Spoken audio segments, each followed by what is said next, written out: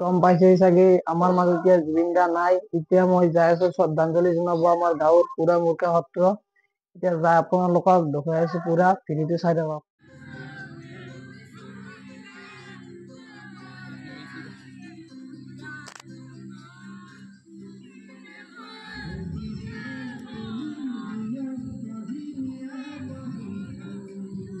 Jadi sahur guys, jadi aku jadi sebut ya beri satu lagi itu.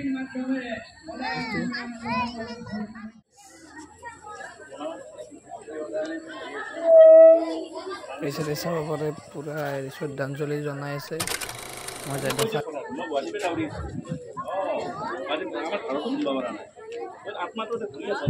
পরম শ্ৰদ্ধাৰ ম্ৰিয়মান ৰাইজ আপোনালোক আটাই বিদিত কি ক'ব আৰু উপায় নাই যে যোৱাকালি অসমৰ গাৰ্গৰ অকস্মাত মৃত্যু হয়। তেখেতৰ মৃত্যুত ভাৰতবৰ্ষৰ লগতে অসমবাসী শোকত ভাগি পৰিছে। জুবিন গাৰ্গ এগতে লোৱা সাক্ষাৎকাৰ তেতিয়া জুবিন গাৰ্গক সুধিছিল যে বহুত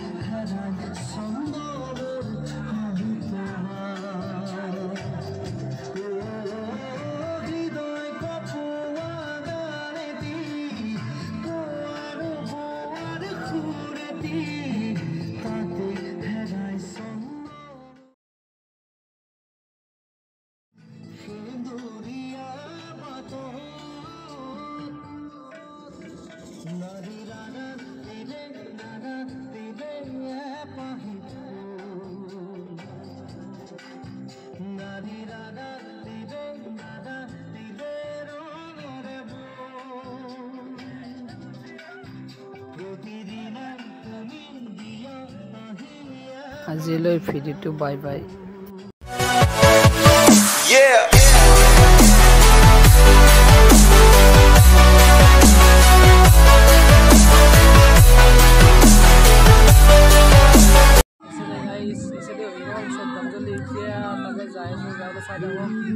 শ্ৰদ্ধাঞ্জলি জনাই আছে ইচাইডে চাক চাকি পুৰা জ্বলাই দিছে ইচাইডে চব ৱালত চাহ কৰে ইচাইডে আছে ইচাইডে পুৰা মানুহৰ ভিৰ হৈ গৈছে চাই থাকক।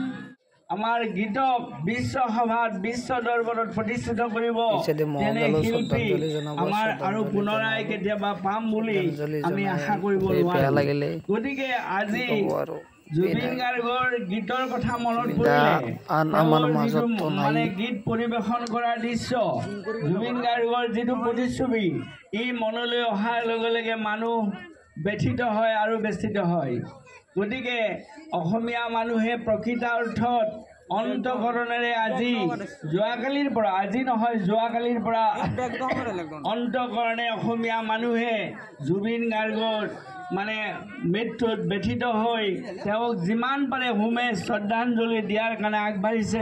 ছিংগাপুৰত স্বৰ্গগামী হয় তেখেতৰ আত্মাৰ সদ্গতিৰ অৰ্থে আমি এই মেডিকেল ফিল্ডত শ্ৰদ্ধাঞ্জলি অনুষ্ঠানৰ আয়োজন কৰিছোঁ। কাৰণ অহা ৩ অক্টোবৰত ৰাইজ তথা পুৰাণমুখা সত্ৰ ৰাইজে গভীৰ দুখ প্ৰকাশ পাইছোঁ।